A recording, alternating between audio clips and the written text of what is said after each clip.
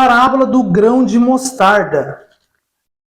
Capítulo 13 de Mateus, versículo 31 e 32. É bem curtinha, mas traz muito conhecimento e muita revelação para nós.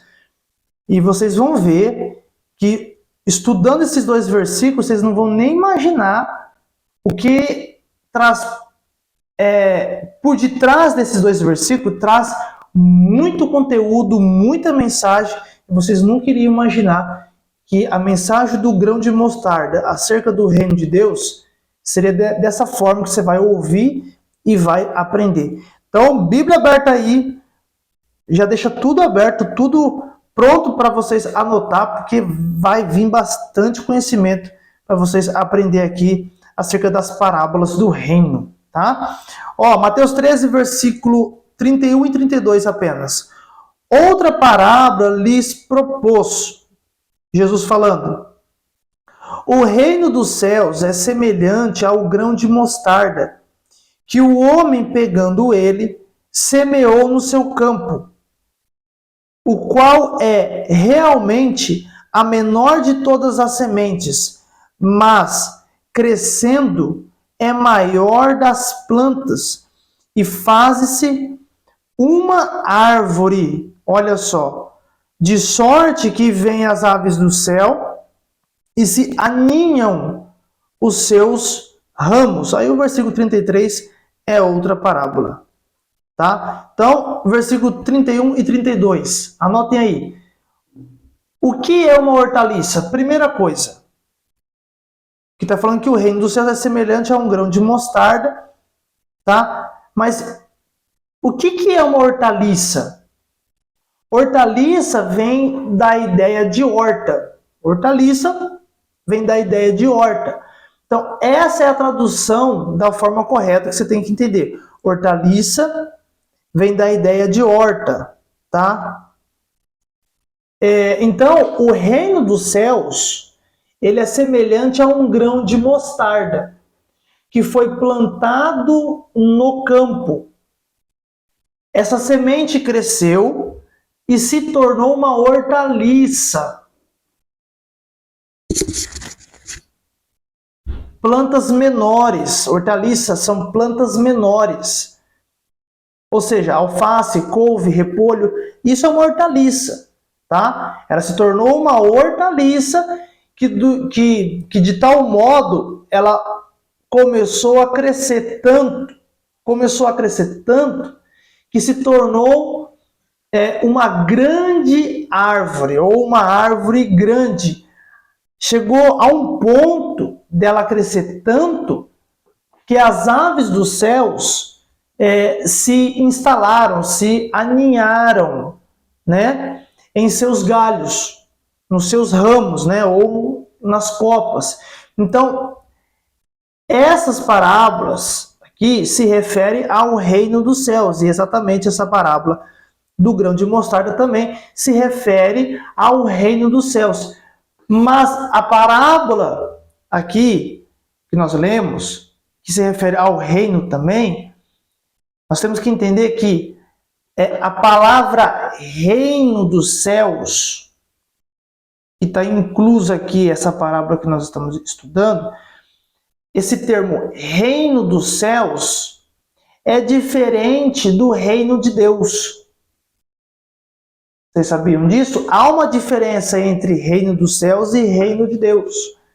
Ou seja, o reino de Deus, ele vai tratar desde a eternidade passada até a eternidade futura. Esse é o reino de Deus.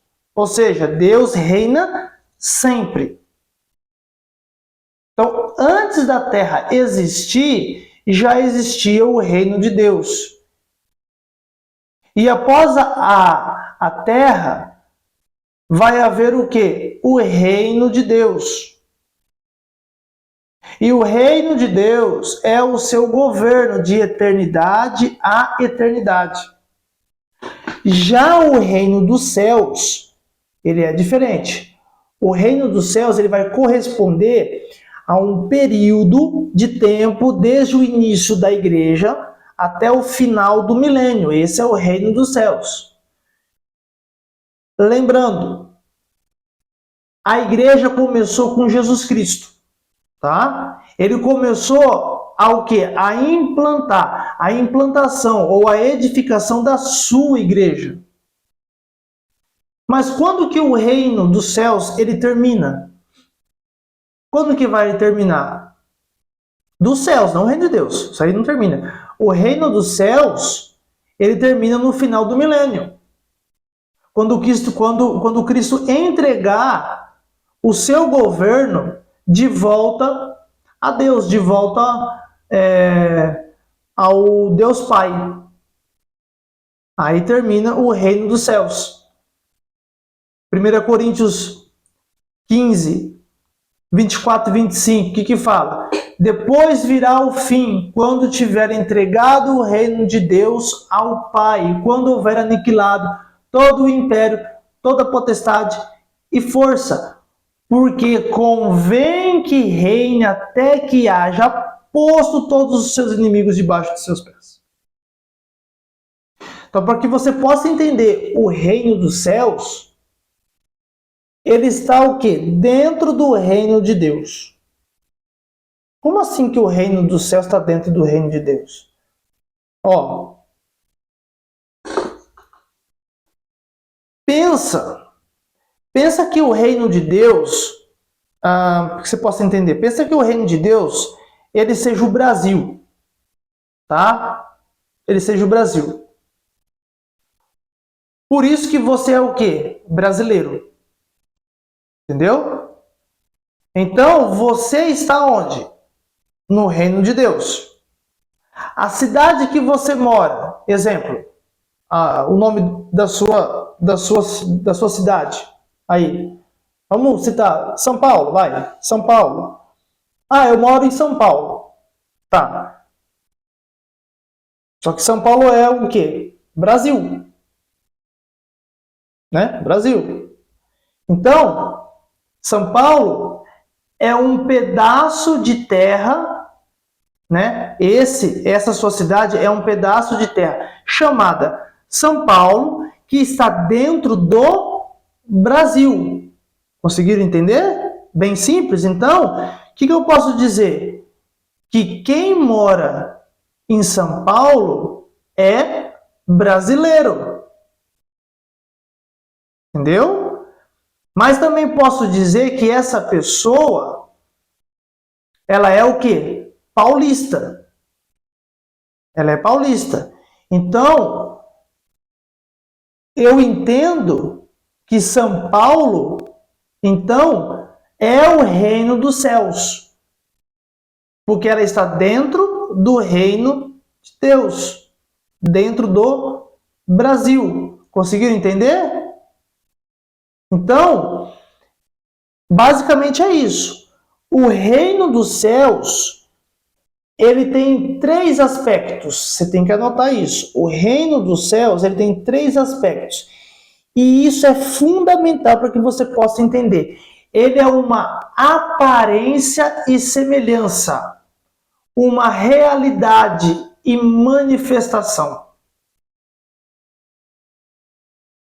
O reino dos céus ele tem 3 aspectos. Ele é uma aparência ou semelhança, uma realidade e manifestação. Como assim, Danilo? O reino dos céus, ele é uma aparência ou uma semelhança, tá? Uma realidade, tá? E manifestação. Anote aí. Aparência ou semelhança, uma realidade e tem a sua manifestação.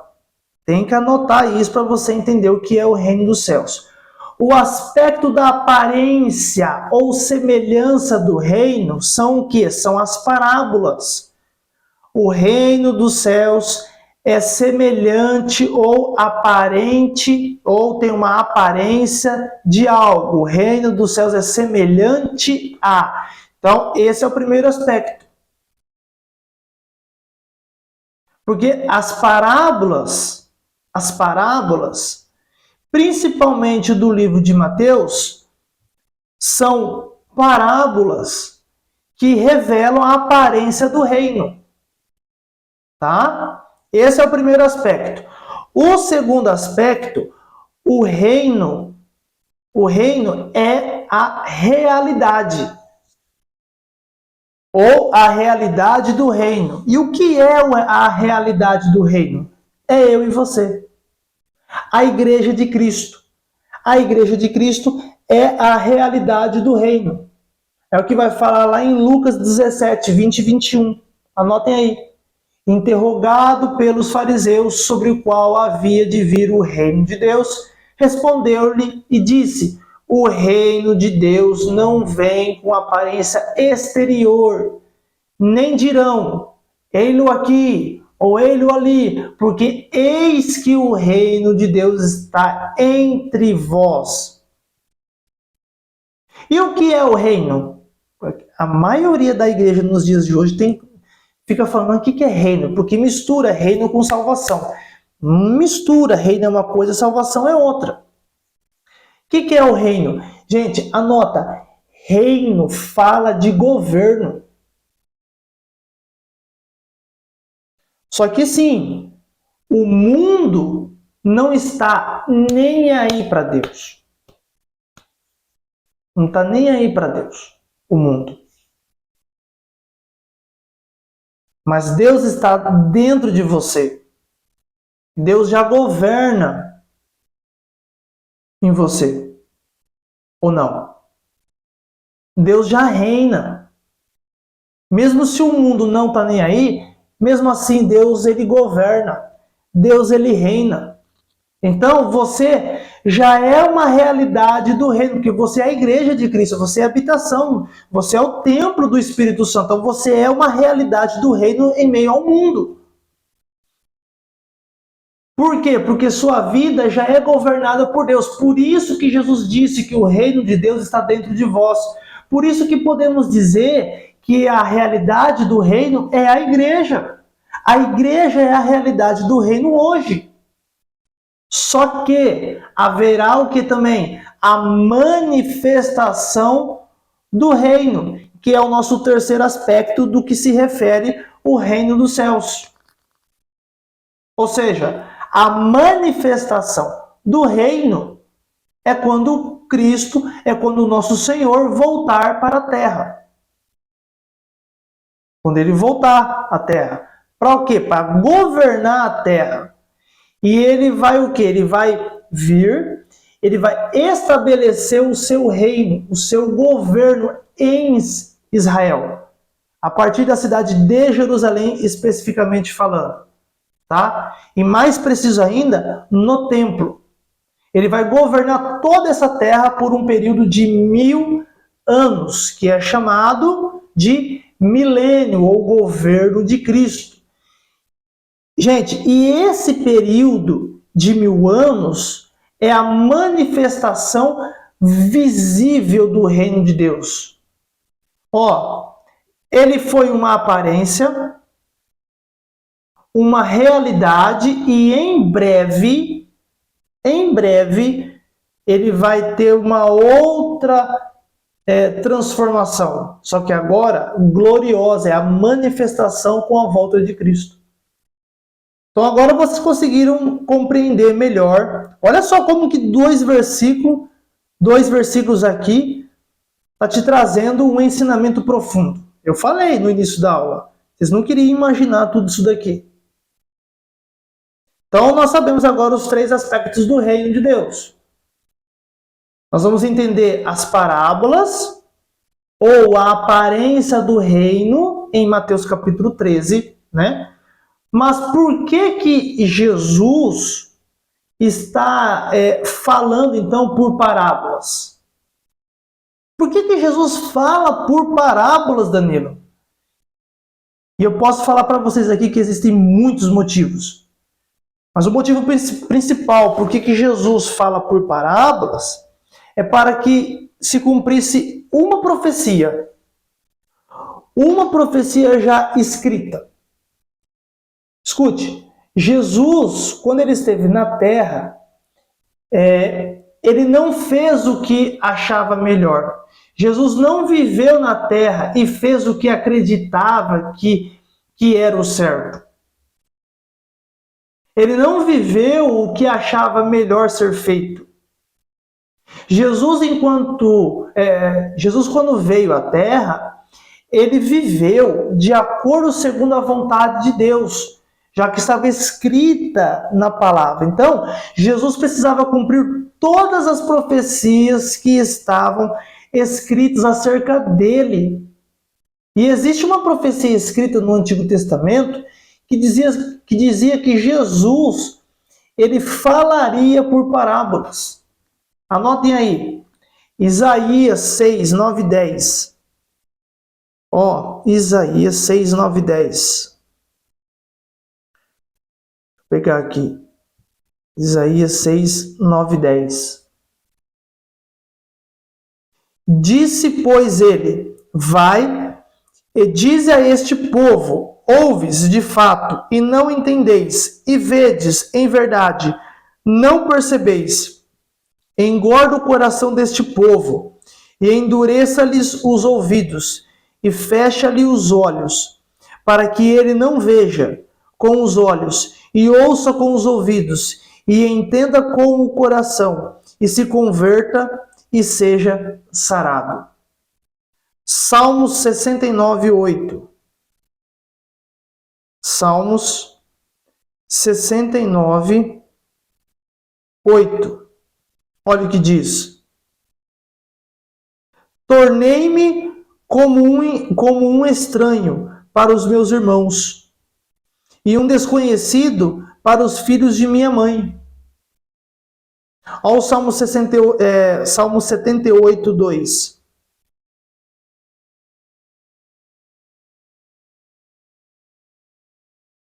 Abrirei a minha boca numa parábola. Proporei enigmas da antiguidade. Entendeu? Olha Mateus 13, olha o versículo 13 e 14. Volta lá na parábola do semeador aqui, 13 e 14. Por isso lhes falo por parábolas, porque eles vendo não veem. Fala se não é uma profecia escrita. Eles vendo não veem, ouvindo não ouvem, nem compreendem. Olha o 14. E nele se cumpre a profecia de Isaías, que diz: ouvindo ouvireis, mas não compreendereis, e vendo vereis, mas não percebereis. Profecia de quem? De Isaías. Ele havia dito de maneira como Jesus iria falar. Ele iria falar. Então, ele vai dizer lá em Isaías, quer ver? Deixa eu abrir aqui, Isso aqui vai estar em Isaías 6. Isaías 6. Isaías 6, 9 e 10, que é o que nós lemos. Isaías 6, 9 e 10. Disse-lhe, pois, ele: vai e diz a este povo: ouves de fato e não entendeis, vedes em verdade, mas não percebeis. Engorda o coração deste povo, endureça-lhe os ouvidos e fecha-lhe os olhos, para que não veja com os olhos, ouça com os ouvidos e entenda com o coração e se converta e seja sarado. Essa é a profecia que vai se cumprir quando Jesus falou acerca do profeta Isaías. Tá? Então, veja aqui. A profecia diz que o povo de Israel não deveria ouvir. Dá para entender e compreender isso? O povo de Israel não deveria ouvir, ver. Não tem que compreender. Por quê? Para não serem sarados. Só que essa palavra aqui, sarados aqui, não é que tá, né, no sentido de machucou, né, se feriu, tá doendo. Não. A palavra sarado aqui se refere para salvo. Jesus não queria que eles fossem salvos. Olha que incrível, a própria graça não queria que eles fossem agraciados com a salvação, colocando a palavra sarado, está falando de salvo. Não compreendam para não serem salvos, é isso. Então, o que são essas profecias aqui que nós lemos? É a vontade de Deus manifesta. Então, antes do Filho de Deus vir, Deus já havia determinado o que o seu Filho deveria fazer, inclusive como deveria falar. Falaria por parábolas para que o povo não compreendesse. Já estava tudo escrito. Não é que Deus é mau. Entenda isso daqui, não é que Deus é mau. Porque sempre pensamos que Deus sempre é bom. O tempo todo é bom. O tempo todo conosco, Ele é sempre bom, Deus. E nunca vai fazer nada de ruim, né? Ou mal para quem é filho. Não, Deus é sempre bom, Ele não vai fazer nada mal. A gente tem esse pensamento. Só que quando você lê as parábolas, nós vemos um Deus diferente do qual nos é ensinado, ou até nós pensamos ou imaginamos. Se você lê as parábolas aqui, que nós estamos estudando, aqui nós vemos um Deus diferente que nos foi apresentado. Nós vemos um Deus que não queria que o seu povo compreendesse, que não fosse salvo. Porque aqui em Mateus 13:15, aqui que nós lemos, diz que Deus vê que o coração deste povo está o quê? Endurecido, ou seja, Deus está falando e o povo não está querendo ouvir. Então, Deus diz que vai falar agora. Já que não quer me ouvir e eu estou falando, então agora eu vou falar por parábolas, aí ninguém vai compreender mesmo. Através do Filho agora. Agora vocês não vão compreender mesmo querendo. Só que hoje, nos dias de hoje, você consegue ler a Bíblia, estudar, como você está estudando aqui, as parábolas, e consegue compreender. Não consegue? Eles não conseguiram. Você está conseguindo compreender. Então, erga as suas mãos aí, porque você é um privilegiado. Você é um privilegiado, uma privilegiada. Por quê? Porque a você está sendo revelado os mistérios do reino dos céus. Glória a Deus por isso. Então nem todo mundo irá conseguir compreender os mistérios do reino dos céus. E você está conseguindo. Você está conseguindo, porque Deus já determinou que o reino fosse aberto para você nesse exato momento. Para que você possa compreender. E começasse agora. Agora você está estudando. Agora você está entendendo. Agora você começa a anunciar o reino de Deus na terra. Essa é a sua missão para que possa gerar fruto. Tá? E um outro ponto fundamental sobre as parábolas, nós temos que relacionar as 7 primeiras parábolas com as 7 igrejas da Ásia, lá de Apocalipse. Elas estão totalmente ligadas. Cada uma das 7 primeiras em ordem cronológica, literalmente, está ligada com cada uma das 7 igrejas da Ásia de Apocalipse. Aqui em Mateus, nós temos o quê? 7 parábolas do reino. E em Apocalipse? Também, só que 7 cartas para a igreja. Então, cada parábola aqui de Mateus 13 está totalmente ligado com uma igreja lá em Apocalipse, no capítulo 2 e capítulo 3. Aí você fala, tá, mas por que Deus faz isso? Por que ele liga aqui e liga com a igreja de Apocalipse? Qual que é o sentido? Simples. O motivo é que Deus está se comunicando através das parábolas e através da igreja. Ah, você não está compreendendo a profundidade disso daqui.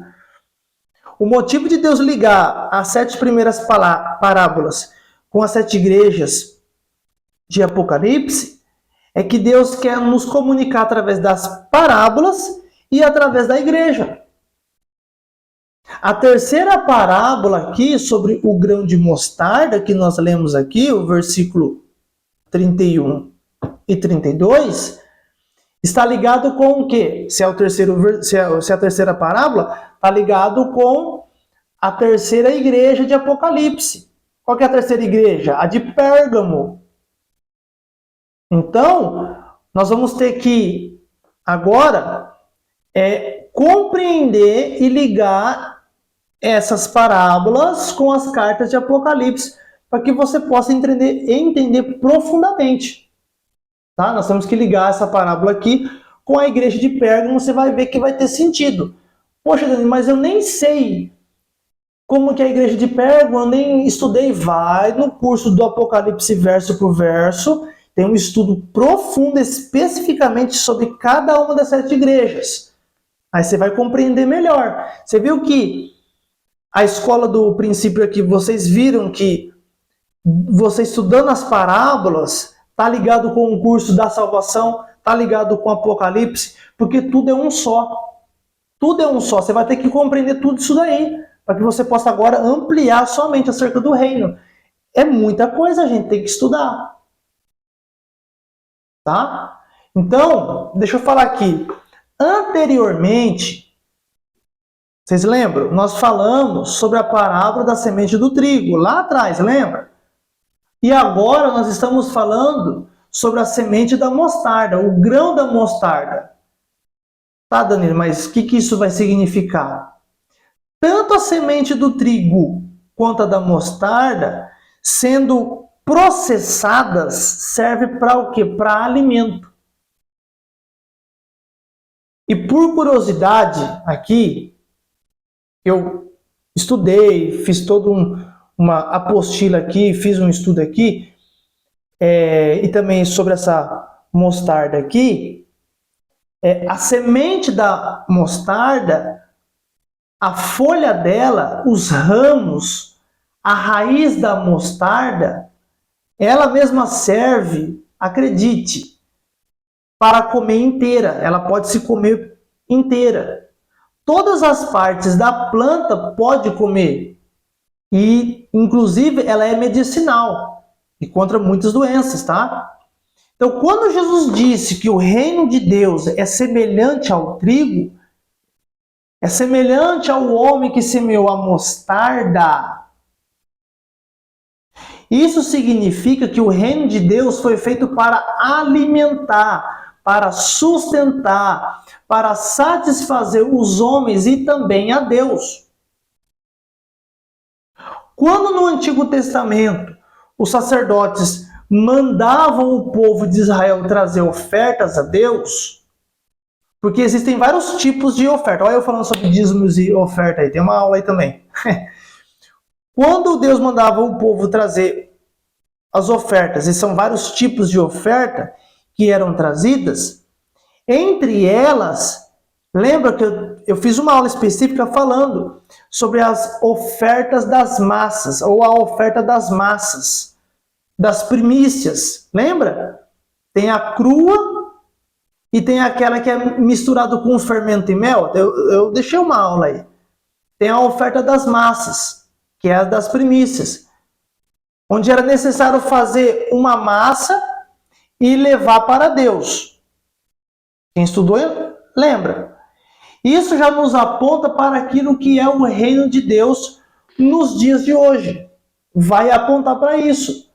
Quando nós falamos de comida, de alimento, de mantimento, nós o que? Estamos falando de satisfação. Por isso que quando se fala de reino de Deus, fala de reino de Deus usando o grão de trigo e da mostarda, está falando do quê? De alimento. Ou seja, o reino foi posto para satisfação tanto para o homem quanto a Deus.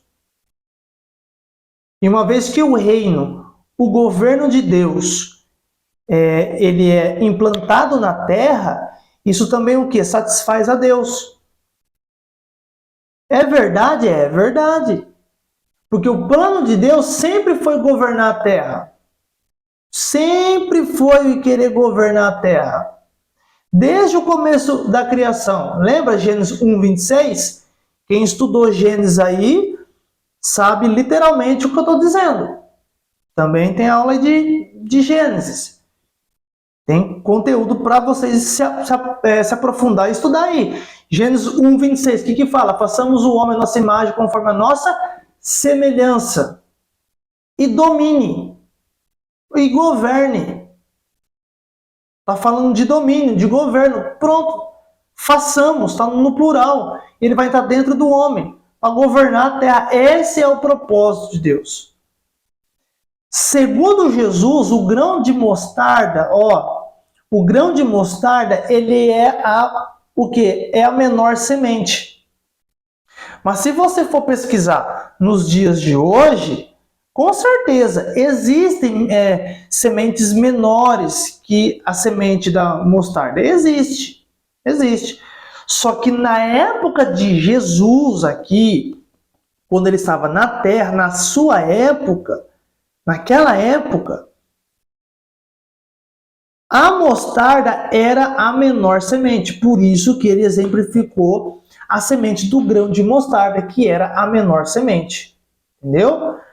Então vamos lá. O versículo 31 e 32. Outra parábola lhe propôs, dizendo: o reino dos céus é semelhante ao grão de mostarda, que o homem, pegando ele, semeou no seu campo, o qual é realmente a menor de todas as sementes, mas crescendo é a maior das plantas, e faz-se uma árvore, de sorte que vêm as aves do céu e se aninham nos seus ramos. Então, o grão de mostarda, primeiro, é para alimento. Segundo, a planta é uma hortaliça e não uma árvore. Não é uma árvore. Hortaliça vem da ideia de horta, plantas menores. Pepino, almeirão, alface, rúcula. Então, quando a semente da mostarda nasce, ela se torna uma hortaliça, uma planta pequena e não uma árvore. Uma planta grande, de estatura grande. Isso quer nos dizer, gente, que aqueles que são do reino não são exaltados. Não estão preocupados com a aparência, com o volume, a copa, com o volume, com o tamanho, com a grandeza, com a posição, com o poder. Não estão se preocupando com isso. Jesus poderia exemplificar o reino de Deus, sei lá, como um carvalho, uma árvore robusta, como o cedro do Líbano, que é a maior árvore de todas, que se destaca. Mas não. Ele vai exemplificar o reino como uma mostarda, uma hortaliça, pequena estatura. Por quê? Porque os grandes no reino serão pequenos. E os pequenos se tornarão grandes no reino de Deus. Já notou isso? Os grandes no reino, eles serão pequenos. E os pequenos se tornarão grandes no reino de Deus. Entenda uma coisa, os que servem hoje no reino servirão. Os que servem hoje no reino servirão. Mas os que servem hoje serão servidos no reino.